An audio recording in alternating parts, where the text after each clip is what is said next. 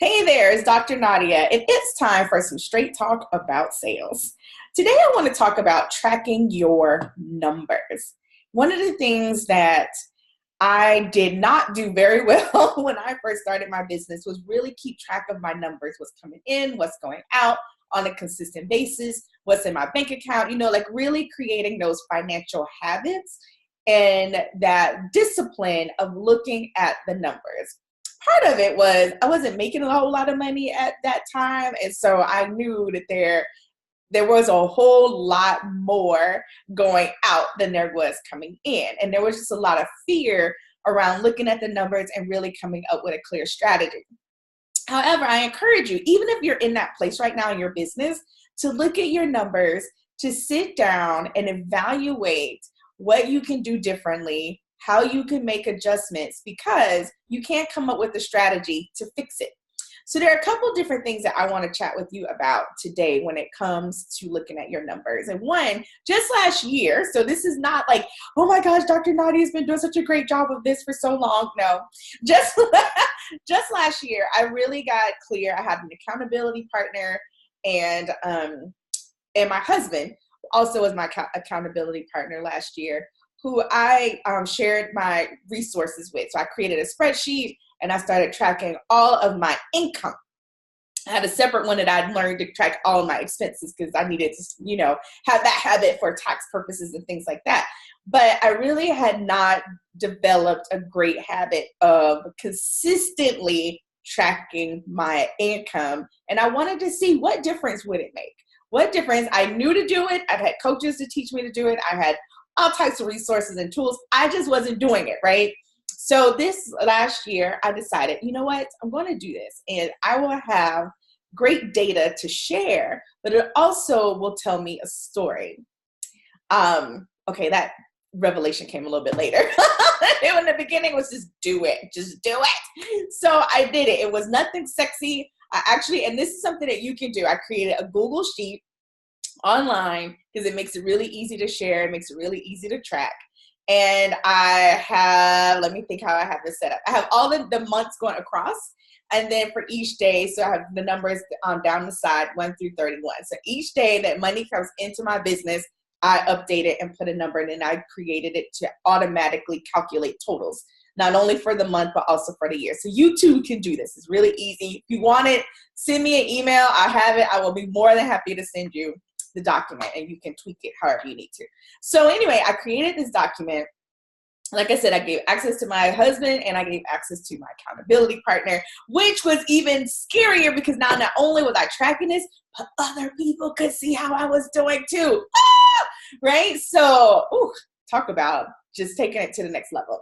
But here's the thing, it was really great exercise. It's something that I still continue to this day. So it's a habit that I now honestly, truly follow, and I keep track of those numbers. But here's the thing that happened for me, and I think it will be also very helpful for you. And before I go into this, I want to share why this is so important, especially from sales. Because you're probably thinking, Dr. Nadia, what does that have to do with my sales? When your sales help impact your revenue, right? So that helps impact your income. And it also you'll start to notice some trends once you have enough data. And one of the things that gets us in trouble when we are having sales conversations is when our money is funny, then we start acting all weird if we're not careful during our sales conversations. So if you have a lot of stress around money, or you need some revenue to come in because you had a bad month or a bad year or whatever, and now you're in these sales conversations, energetically and mentally and emotionally, you may come across as like desperate and a wee bit cray-cray if you're not careful. So it's important to track this for that reason, because that's directly linked to sales. Like, how am I having sales conversations? How am I showing up in sales conversations?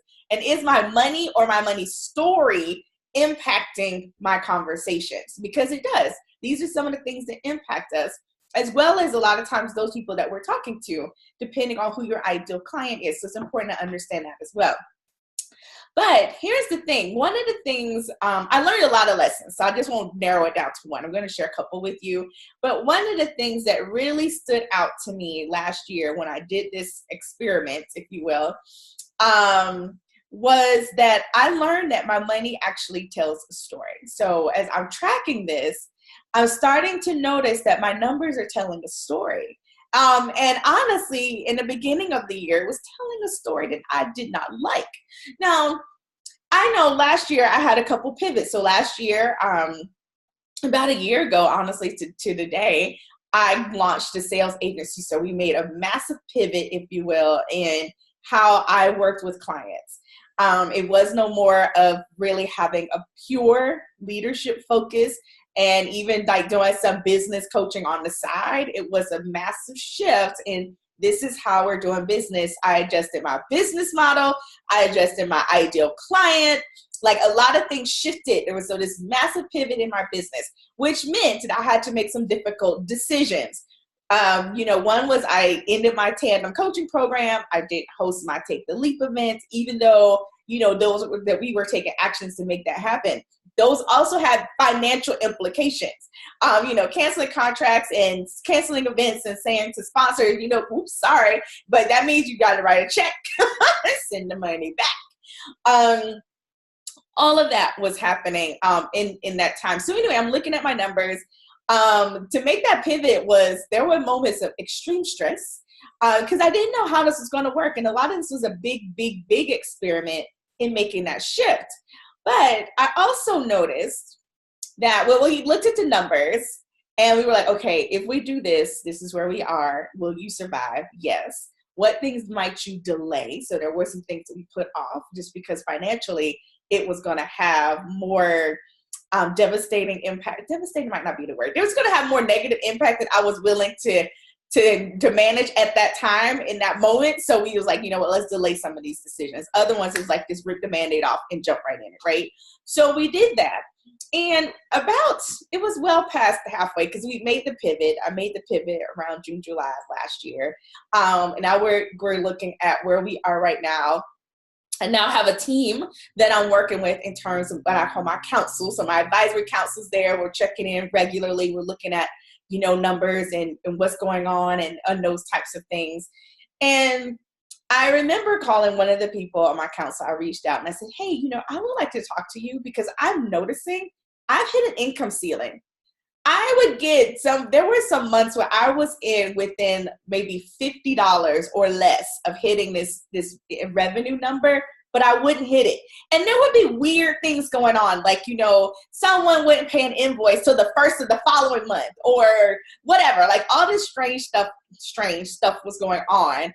But for whatever reason, I did not exceed that number in revenue. And I was like, this is not helping me achieve my goal. So we talked about, I was like, is there anything mental? Do I have any mental blocks or whatever? Do I need to adjust my money story?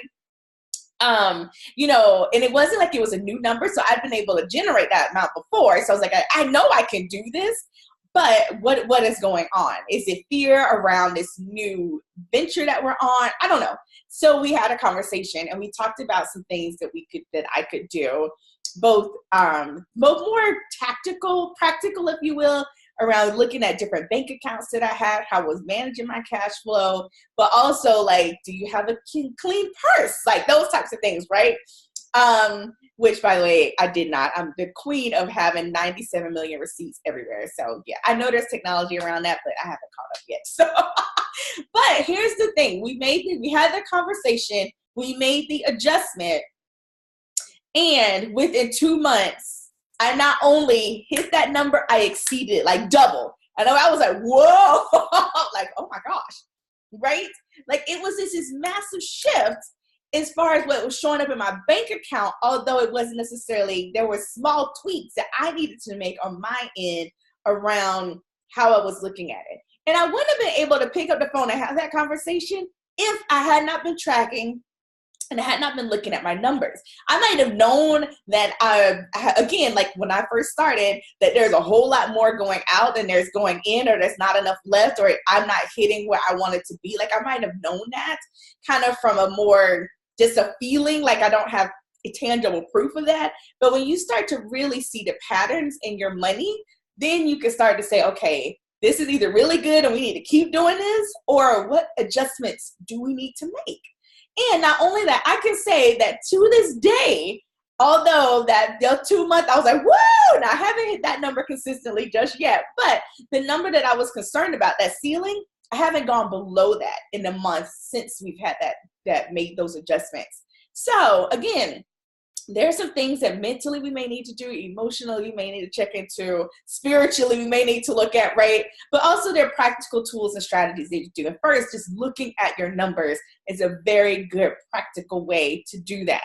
It also helps you to look at your investments. Like, am I investing in something that isn't working for me? Am I paying for things that I'm not even using anymore? So make time to do a regular audit, to do an assessment, to look at, where is my money going, right? So that's on the other side, on your outgo, but definitely I have money coming in, I have money going out. And are you taking time regularly, whether it's monthly or quarterly, to look at your numbers? What adjustments do you need to make for your marketing? Do you have an upcoming launch? Is there a product or program that's selling really well or not? Really taking time to answer those questions. But again, looking at your projections and tracking your numbers. It also gives you great information around your team. Who can I bring on? Who do I need to bring on? Maybe I need to let go. Am I at a point where maybe my income ceiling, like for me at that time, that wasn't the case, but we're definitely looking at some things this year because things have shifted again in a good way, right? That there may be a point where I'm going to have to bring on a team. Not maybe, I definitely will have to bring on team members, because some of the things that I do, I'm going to be maxed out in me only being the only person to do it. So when you look at your team and your business, are there opportunities for you to start letting go of some of the things that you are currently doing, to let someone else do them? And how will that impact your income? Because yes, that will definitely be an investment or an expense on the outgo side. However, sometimes that's the very thing we need in order to hit that next level of revenue in our business as far as your revenue goes. And I've said this before and I'll say it again, the team that it took to get you to six figures, so 100,000, 200,000, is not the same team that's going to take to get you to $1 million, if that was what you desire. So taking a look at that, looking at how you're running your business, again, looking at the numbers, because your numbers do tell a story. So really paying attention to that. And the last thing is just really understanding your cash flow. So obviously we all have bills, if you will, that we have to pay for our businesses, whether it's our MailChimp or our Infusionsoft or our Facebook ads, our virtual assistant, whatever that is. There are certain dates that money goes out, but also looking at when your money comes in. Do you need to make some adjustments to your cash flow in terms of maybe your client agreements? Do you have a schedule for your clients to pay you, right? Based on when their money goes out. And of course, it goes along with your personality. How do you like to pay your bills? Some of us don't really care how that kind of flows. We're okay with going with the flow. Others are very regimented. Like, I just want to pay everything on the 15th of the month if I can and be done with it, right? Or the 1st or whatever that number. So really looking at your personality, but also taking a moment to look at your numbers, because it is very important to understand the story that your numbers are telling.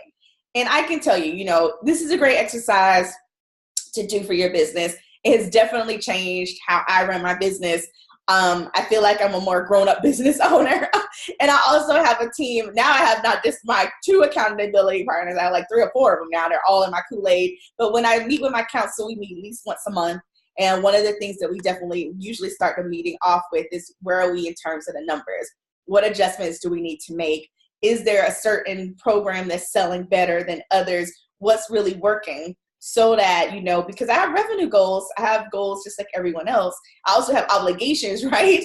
So really looking at what that looks like and where am I in terms of my business so that I can take it to the next level, and how do I do that? And a big piece of that is being willing to look at your numbers. And I know it can be scary. For years, I did not do this on a consistent basis.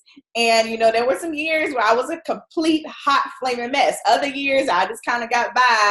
I don't know how, right? I was just doing well enough to kind of make up for the difference. But I didn't have my pulse, I didn't have my finger on the pulse of what was really happening in my business I couldn't answer any hard questions if anyone were to ask me those questions because I didn't know, because I wasn't paying attention. And yes, you have people on your team, but you still need to know whether you have a bookkeeper, an accountant, a tax person, all of those people. Yes, they're important. Yes, totally recommend it. I have people on my team to help me with that. I don't want to be the tax person. I can't keep up with all these tax laws. However, I'm the CEO of my business. It's important for me to understand what's going on, even if I'm not the one preparing the tax forms and putting together the reports. I still need to have a clue so that I can make the decisions necessary for my business to run the way I desire for it to run. So I encourage you to jump in there, pull together whatever tools and resources that you need. Another great tool and program that I highly recommend is You Need a Budget. You can go over to youneedabudget.com. It's a very affordable tool and resource to also help you stay on top of it. And I know if you've been like me, budget is not my favorite word. It's almost like it's a cuss word. However, it really is empowering, and it will give you the resources and the tools and the ammunition you need to build the business that you desire. Even if you're not where you want to be right now, now you will have a clear picture. You will know what you need to do in order to move your business forward so that you can build the business that you desire. All right? You promise you're going to do that. So if you want, I will be more than happy to send you that Excel spreadsheet that I've created. Then you can just upload it and share it if you want, or just use it however you desire. Of course, go check out youneedabudget.com. I am not an affiliate with You Need a Budget. I do not get paid if you go over there and use their tools. I just think it's really awesome. All right, so if you have any questions, feel free to reach out, email me, or you can schedule time to meet with me at meetwithdrnadia.com. That's meetwithdrnadia.com. Doctor is not spelled out as meet with DR, Nadia, NADIA.com. Be more than happy to answer any questions that you have. And of course, if our team can support you, then we can share that with you as well. All right, so this is Dr. Nadia, another great episode of Straight Talk About Sales with Dr. Nadia. I hope you enjoyed it. Signing off now. I'll talk to you again soon. Bye-bye.